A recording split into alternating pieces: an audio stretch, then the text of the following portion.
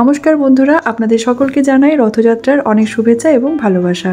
জগন্নাথ দেবের কৃপায় আপনারা সকলেই খুব ভালো থাকবেন, সুস্থ থাকবেন। ব্লগটা শুরু করলাম জলখাবার বানানো থেকেই। তো জলখাবারে আজকে বানাচ্ছি সুজি, দই আর একটু সবজি দিয়ে একটা চিলা মতো বানিয়ে নিচ্ছি। এটা খুব তাড়াতাড়ি বানিয়েও নেওয়া যায়।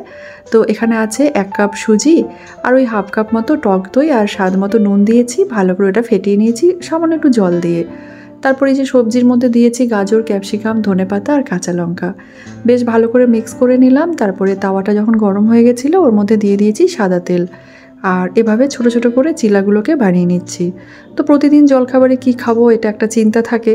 আর ওই সকালে রুটি আর তরকারি বানানোর সময়ও থাকে না। তো এই ধরনের চিলাগুলো বানিয়ে নিলে এটা বেশ ঝটপট বানিয়ে নেওয়া যায় আর খেতেও কিন্তু খুব ভালো লাগে। আর সকালে যেহেতু দিশা স্কুলে যায় সে কারণে এই ঝটপট টিফিনগুলো কিন্তু বানিয়ে দিতে আমার অনেক সুবিধে হয়। চলুন, জলখাবার খাওয়া হয়ে গেছে। আজকে দুপুরে রান্না হচ্ছে বাসন্তী পোলাও আর পনির। তো আজকে একদম সহজভাবে বানাচ্ছি পোলাওটা। গোবিন্দভোগ চালটা বেশ ভালো করে ধুয়ে নিয়েছিলাম আর জলটা ঝরিয়ে ওর মধ্যে দিয়ে দিয়েছিলাম আদা বাটা, তারপরে হলুদ, কাজু, কিশমিশ, তেজপাতা আর দিয়েছি ঘি দিয়ে ভালো করে চালটাকে মেখে নিয়েছিলাম। আজ আর মেখে রাখার সময় পাইনি, একেবারেই রান্নাটা বসিয়ে দিয়েছি। তারপর কড়াইটা গরম করে কড়াইয়ের মধ্যে দিয়ে দিয়েছিলাম ঘি। তারপর ভালো করে বেশ যখন গোবিন্দভোগ চালটা ভাজা হয়ে গেছে ওর মধ্যে দিয়ে দিলাম গরম জল। জলটা আগে থেকে ফুটিয়ে রেখেছিলাম। আর মোটামুটি যদি 1 কাপ গোবিন্দভোগ চাল থাকে সেক্ষেত্রে 2 কাপ গরম জল দিলে পোলাওটা বেশ ঝরঝরে হয়। স্বাদ মতো নুন দিলাম আর দিলাম গুড়ের পাউডার। পোলাওটা হতে থাকুক, এবার আমি পনিরের মশলাটা বানিয়ে নিচ্ছি। এখানে ছোট সাইজের 2টো টমেটো, আদা, কাঁচা লঙ্কা আর কয়েকটা কাজু বাদাম একটু জল দিয়ে ভালো করে সেদ্ধ হতে দিলাম। বাসন্তী পোলাওয়ের জলটা যখন মোটামুটি কমে এসেছে তখন গ্যাসের ফ্লেমটা লো করে ঢাকনাটা বন্ধ করে রাখলাম। এবার পনিরগুলোকে ছোট ছোট করে টুকরো করে কেটে নিচ্ছি। আর ততক্ষণে কিন্তু আমার পোলাওটাও রান্না হয়ে গেছে। একদম যখন জলটা শুকিয়ে ঝরঝরে হয়ে গেছে তখন নামাবার আগে দিয়ে দিলাম 1 চামচ ঘি আর ভালো করে নাড়াচাড়া করে আর ঢাকা দিলাম না, তাহলে বাসন্তী পোলাওটা একটু ঠান্ডাও হয়ে যাবে আর ঝরঝরে হয়ে যাবে। এদিকে টমেটো আর আদা, কাঁচা লঙ্কা সব সেদ্ধ হয়ে গেছে, মশলাটা বেটে নেব। দেখি দিয়া কি করছে। আজকের পুজোটা দিয়াই করে নিচ্ছে। আজকে রথযাত্রা বলে দিয়াকে বললাম যে রাধা মাধবকে বেশ ভালো করে স্নান করিয়ে দে। প্রত্যেক পূর্ণিমাতেই আর কি রাধা মাধবকে স্নান করানো হয় আর রাধা মাধবের যে ড্রেসটা থাকে সেটা চেঞ্জ করানো হয়। এই হলো আমার রাধা মাধব আর আমার গোপু সোনারা। খুব সুন্দর করে আজকে সেজেছে। দিয়া মানে এত সুন্দর করে সাজিয়ে পুজো দিয়েছে। আপনারা প্রায় আমাকে অনেকেই কমেন্ট করেন যে রাম ঠাকুরের দীক্ষিত ছিলে তুমি দিদিভাই, তাহলে আবার অনুকূল ঠাকুরের দীক্ষা নিয়েছো, তো একসাথে কি 2 গুরুদেবের দীক্ষা নেওয়া যায়? তো আমি যখন অনুকূল ঠাকুরের দীক্ষা নিয়েছিলাম তো আমাকে যিনি ঋত্বিক ছিলেন উনিই বলেছিলেন যে দীক্ষা নেওয়া যায়। তো সেই কারণে আমি দীক্ষা নিয়েছি এবং এখন আমি রাম ঠাকুরেরও পুজো করি আর শ্রী শ্রী ঠাকুর অনুকূল চন্দ্রেরও পুজো করি। তো যাই হোক, আজকের এই ব্লগের মাধ্যমে আপনাদের অনেকেরই কমেন্টের উত্তর একসাথেই দিয়ে দিলাম।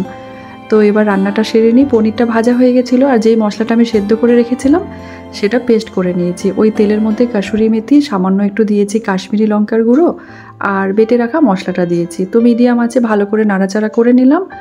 আর স্বাদ মতো নুন, হলুদ, সামান্য করে দিয়ে দিলাম জিরে গুঁড়ো আর ধনে গুঁড়ো। বেশ ভালো করে মশলাটাকে কষিয়ে নিচ্ছি। মিষ্টির জন্য দিয়ে দিলাম গুড়ের পাউডার। আর যখন বেশ ভালো মতো মশলাটা কষানো হয়ে গেছিলো, মশলা থেকে তেলটা ছেড়ে এসেছে, তখন আমি এখানে দিয়ে দিলাম 1 কাপ মতো দুধ দিয়ে বেশ ভালো করে নাড়াচাড়া করে পনিরটাও দিয়ে দিলাম। পনির দিয়ে আরও কিছুক্ষণ আমি রান্নাটা করে নেব, 2 থেকে 3 মিনিটের মতো।